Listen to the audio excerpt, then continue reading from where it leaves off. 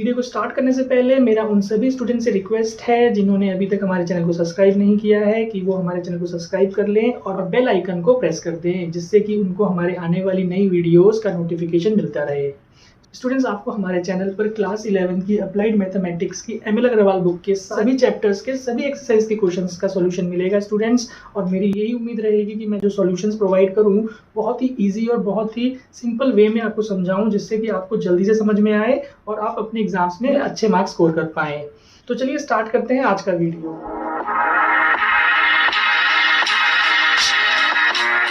Hello students, आज हम exercise 3.2 का सॉल्यूशंस करेंगे एंड आई होप कि आप लोगों को एक्सरसाइज 3.1 के सॉल्यूशंस अच्छे से समझ में आए होंगे स्टूडेंट्स। तो देखिए, जो 3.2 में हमें टॉपिक पढ़ना है वो है कैलेंडर। बहुत ही इंटरेस्टिंग टॉपिक ये होने वाला है स्टूडेंट्स आप लोगों के लिए। आप लोगों को काफ़ी मज़ा आएगा इस टॉपिक में। इस टॉपिक में हमें जो पढ़ना है एक्चुअल में, जैसे कैलेंडर से भाई आपके माइंड में आ रहा होगा क्या कैलेंडर बनाना सीखेंगे?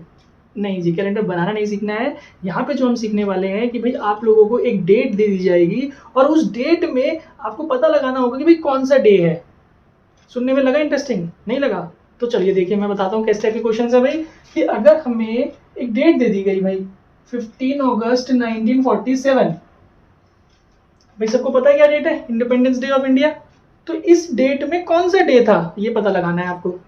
है ना इंटरेस्टिंग? भाई गूगल मत कीजिए, ये हम सीखेंगे यहाँ पे कि भाई कैसे इस डेट का डे पता लगाना है। कोई सी भी पुरानी डेट हो, फ्यूचर डेट हो, कोई सी भी डेट हो, उसको आपने सीखना है कि उस डेट का हम डे फाइंड आउट कर लेंगे कौन सा डे था। ठीक है, लग रहा है इंटरेस्टिंग? यस फ्रेंड्स, ये इंटरेस्टिंग है काफी। तो ध्यान से देखिएगा क्या करेंगे। तो चलिए स्टार्ट करते हैं इस टॉपिक को। लेकिन स्टार्ट करने से पहले जिन स्टूडेंट्स ने हमारे चैनल को सब्सक्राइब नहीं किया है उनसे रिक्वेस्ट है कि प्लीज चैनल को सब्सक्राइब कीजिए और आप अपने दोस्तों के साथ इस चैनल को जरूर शेयर कीजिए। ठीक, तो देखिए, जो कैलेंडर में टर्म्स यूज होती हैं, यानी कि जो सबसे छोटी यूनिट कैलेंडर में होती है वो डेज, राइट? डे होता है सबसे पहले, फिर डेज के बाद इसमें वीक्स होते हैं, फिर हमारे पास मंथ आ जाता है और फिर 12 मंथ से एक ईयर का कैलेंडर बन जाता है ना? वन को हटा देते हैं, एक ईयर। यही तो है ना कैलेंडर में।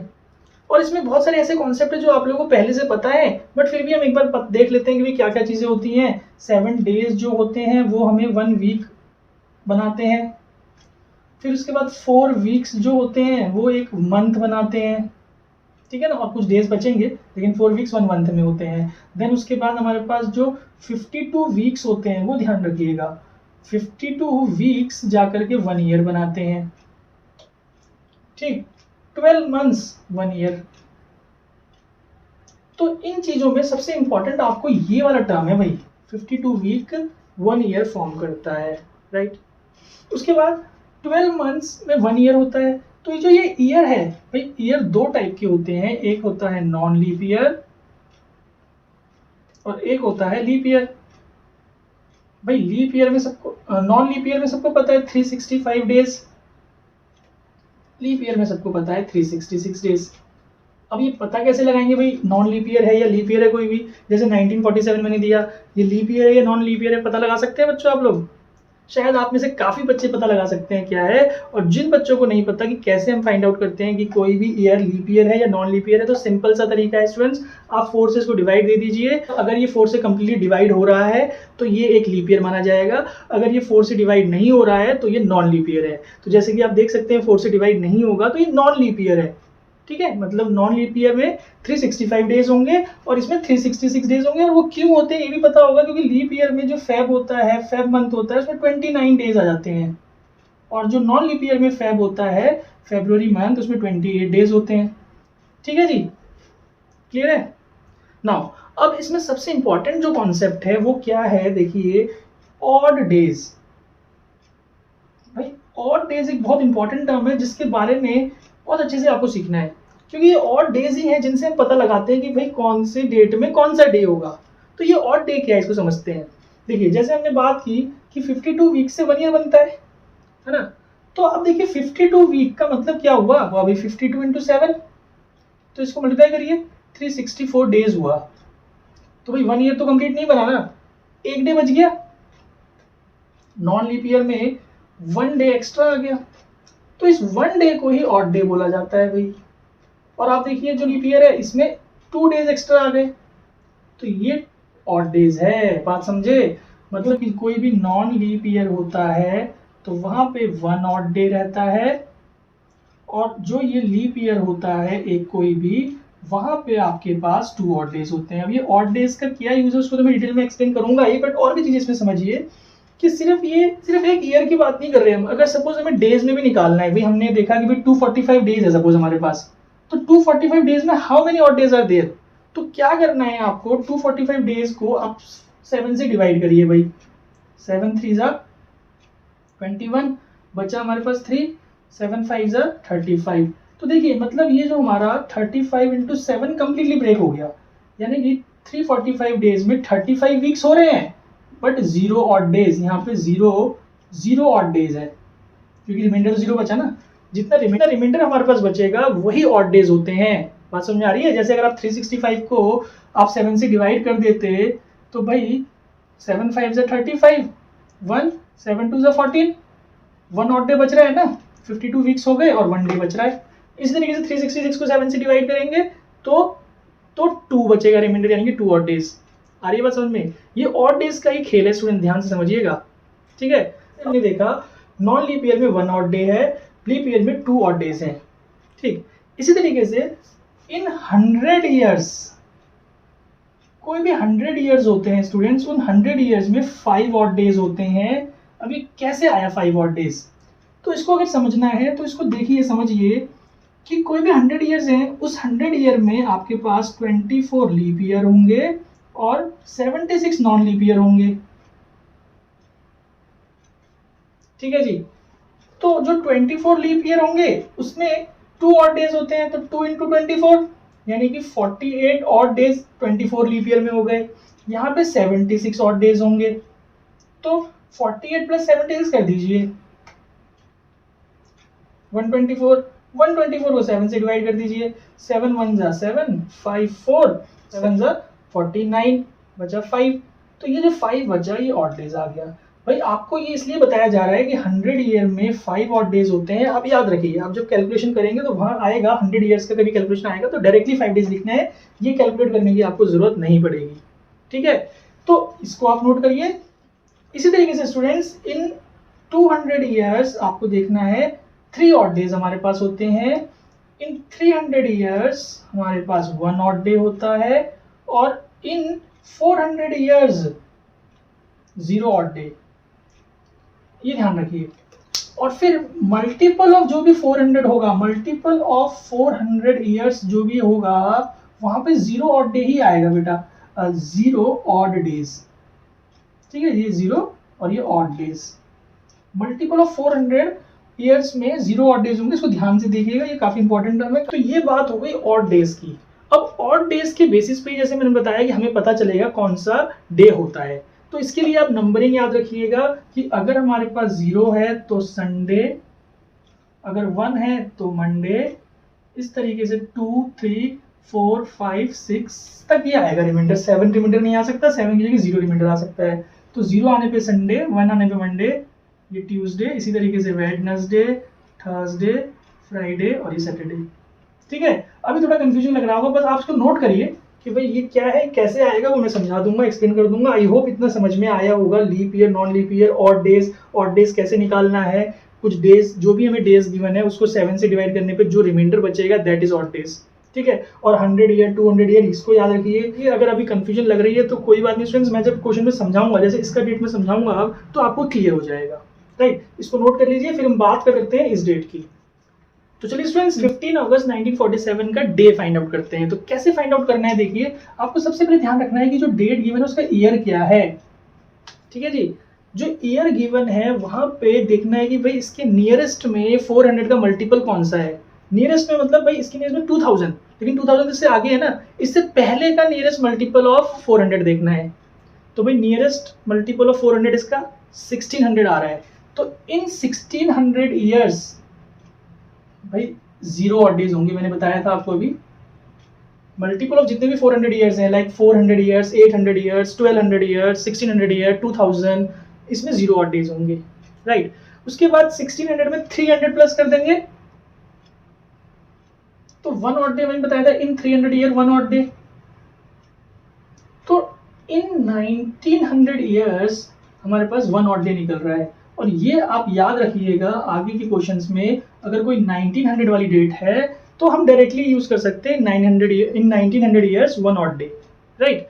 अब बात करते हैं इसके आगे कि भाई 1900 के आगे 47 ईयर्स हैं, तो 47 ईयर्स में कितने ऑड डे होंगे। तो आपको देखना है सबसे पहले 1901 टू ये जो 15 अगस्त 1947 है, तो यहाँ पे हम लिखेंगे 1946 तक।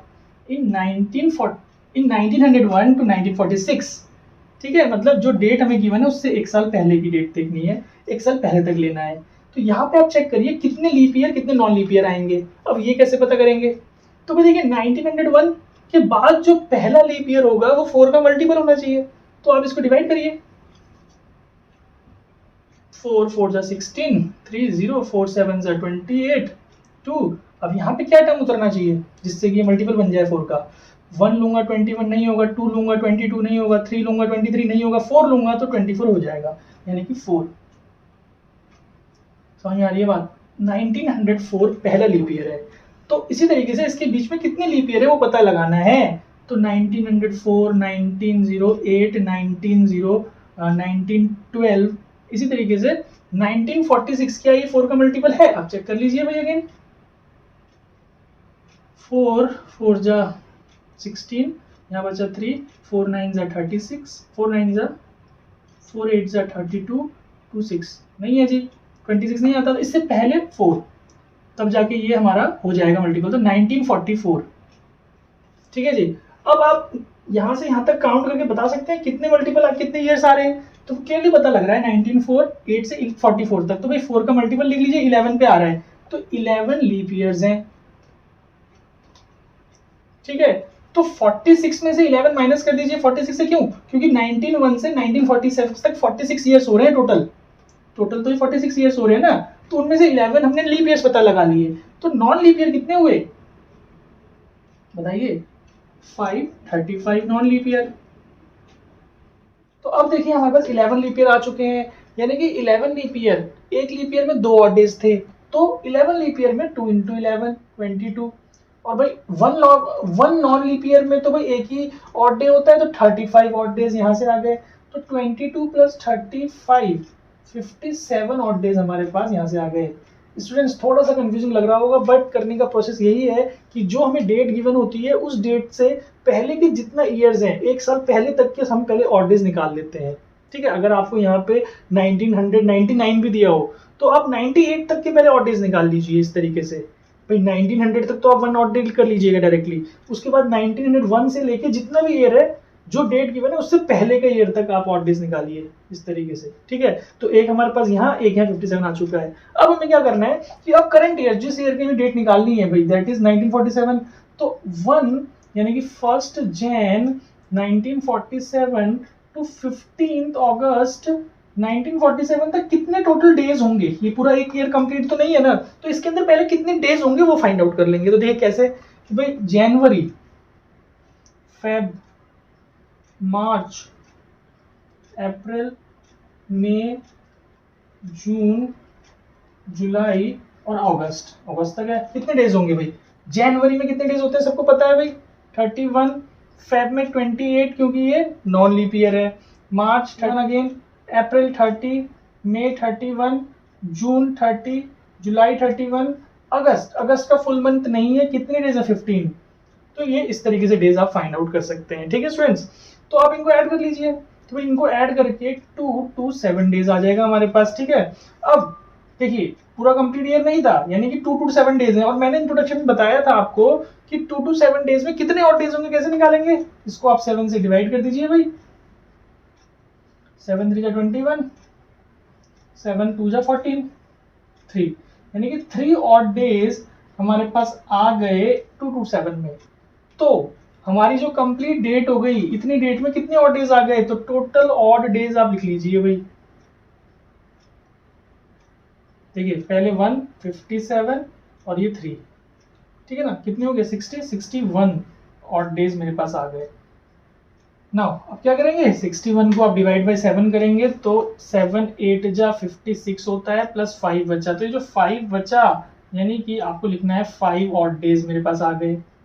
तो जो 5 है ये 5, अब इसमें जो लास्ट में बचा है इसकी जो पोजीशन है वो देखिए 5 में क्या आ रहा है भाई, 5 में फ्राइडे आ रहा है, तो this means 15 August 1947 is Friday. Google कर लीजिए भाई, चेक कर लीजिए फ्राइडे है कि नहीं है। देखिए फ्राइडे ही है, राइट। तो ये प्रोसेस है, थोड़ा सा कंफ्यूजिंग स्टार्टिंग में लग सकता है, बट अगेन मैं आपको समझा देता हूँ क्या करना है।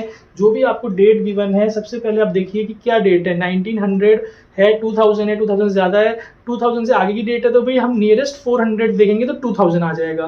तो 2000 में 0 ऑड डेज होंगे, और उसके आगे के जितने भी ईयर्स है उसको हम इस तरीके से कैलकुलेट करेंगे कि कितने लीप ईयर है, कितने नॉन लीप ईयर है, वो फाइंड आउट करना है, ठीक।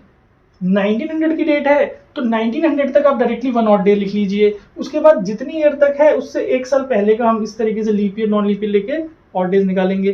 फिर उस करंट ईयर में कितने डेज हैं वो डेज निकालने के लिए इस तरीके से करना है भाई, राइट। आया समझ में, नहीं आया, कंफ्यूजिंग लग रहा है? अरे बहुत ईजी है स्टूडेंट्स, आपको आराम से समझ में आएगा। आप इसको नोट कर लीजिए, प्रोसेस को समझिए, फिर हम एक्सरसाइज स्टार्ट करते हैं। तो चलिए स्टूडेंट स्टार्ट करते हैं एक्सरसाइज 3.2 के सॉल्यूशंस। मैंने 3 क्वेश्चंस लिख लिए हैं, पहले 3 क्वेश्चन के सॉल्यूशंस करते हैं। ये तीनों एक ही टाइप के क्वेश्चन है कि भाई हमें डेट गिवन है और कौन सा डे है बताना है। तो चलिए फर्स्ट का सॉल्यूशन मैं करता हूँ।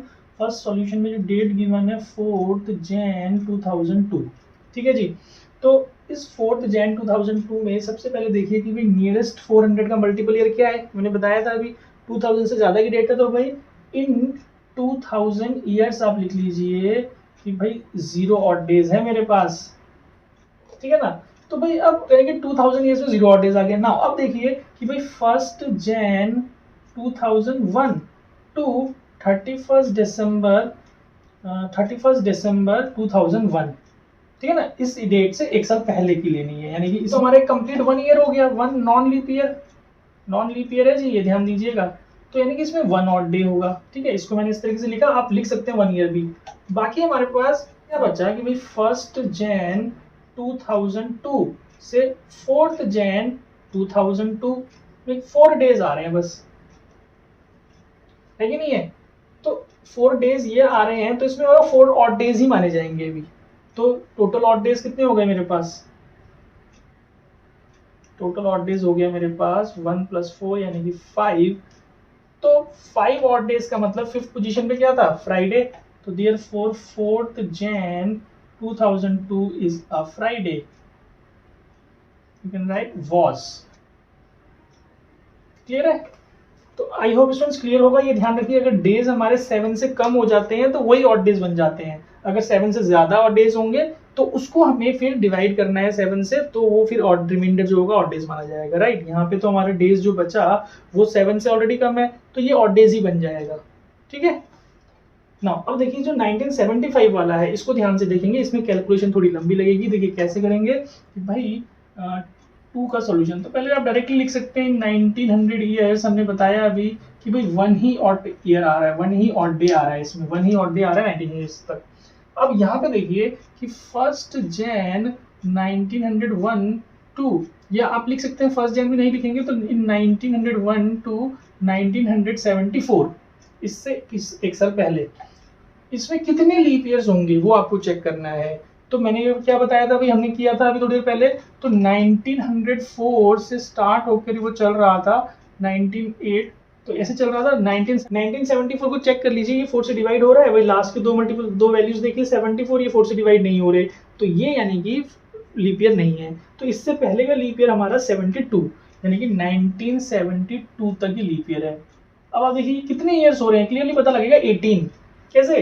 क्योंकि 4 से चल रहे हैं और ये 72 तक जा रहा है, तो 4 18 से 72, समझ में आई बात। यानी कि इसमें हमारे पास 18 लीप ईयर हो गए, तो बाकी कितने बचे, 74 में से 18 माइनस कर दीजिए, तो भाई हमारे पास आ जाएगा 56 नॉन लीप ईयर, ठीक है जी। तो ऑड डेज कितने हुए बताइए, 18 2 36 प्लस 56 92 ऑड डेज 1974 तक। नाउ फ्रेंड्स अब हम क्या करेंगे कि 1 जैन 1975 टू 13 अगस्त 1975 में कितने डेज होंगे वो कैलकुलेट करेंगे। तो आप कर लीजिएगा जनवरी फरवरी मार्च करके टोटल। मैंने अभी पिछले एग्जांपल में 1 जैन से 15 अगस्त तक का निकाला था, 2 to 7 डेज। तो यहाँ पे 2 to 5 डेज हो जाएगा, तो इसमें कितने ऑड डेज होंगे, इसको कर लीजिए 7 से डिवाइड। 7 3 जा 21, 1 बचा 15, 7 2 जा 14, तो यानी कि 1 ऑड डे यहाँ पे आ गया। समझ रहे हैं? तो टोटल ऑड डेज कितने हो गए आप ये देख लीजिए, 92, 93, 94। इसको कर दीजिए 7 से डिवाइड। 7 1 जा 7, यहाँ से बचा 2, 7 3 जा 21, बचा 3, तो 3 ऑड डेज आ गया जी हमारे पास। तो 3 ऑड डेज में 0 संडे, 1 2 3 क्या आया भाई बताइए? ये हमारे पास आ गया 3 ऑड डे पे हमारा आ गया वेडनेसडे। तो आई होप स्टूडेंट्स आप लोगों को पैटर्न समझ में आया होगा कि किस टाइप से हमें डेज फाइंड आउट करने हैं, राइट? आप इसको नोट कर लीजिए, then we will do the third question. तो चलिए थर्ड क्वेश्चन सॉल्व करते हैं। यहीं पे थर्ड क्वेश्चन हो जाएगा हमारा। भाई डेट है हमारी 1998, तो भाई इन 1900 ईयर्स 1 ऑड डे, ठीक है जी। अब देखिए जो हमारी डेट दी गई है वो 98 दिसंबर 1998 की है। तो भाई हमारा 98 पूरा इंक्लूड हो गया, केवल इसमें 3 डेज नहीं आ रहे, ये ध्यान दीजिए। 3 डेज हमें माइनस करना है। मैं क्या करूंगा, 98 तक निकाल दूंगा कि भाई फ्रॉम 1901 टू 1998। मैं अभी एक पीछे नहीं जा रहा हूँ क्योंकि बिल्कुल डेट हमारी दिसंबर है, ईयर के एंड तक है। तो इतना सारा तामझाम हमें करने की जरूरत नहीं पड़ेगी। जो हम ये जनवरी से दिसंबर तक निकालेंगे उससे बेटर है कि हम पहले 98 निकाल के 3 डेज माइनस कर लेंगे। आप समझ रहे होंगे आई होप। तो 1901 से 1998 तक में भाई कितने लीप ईयर आएंगे आप बताइए? 24 लीप ईयर्स हो गया स्टूडेंट्स हमारे पास। और कितना 98 से इसको माइनस कर दीजिए, 74 लीप नॉन लीप ईयर आ जाएगा भाई।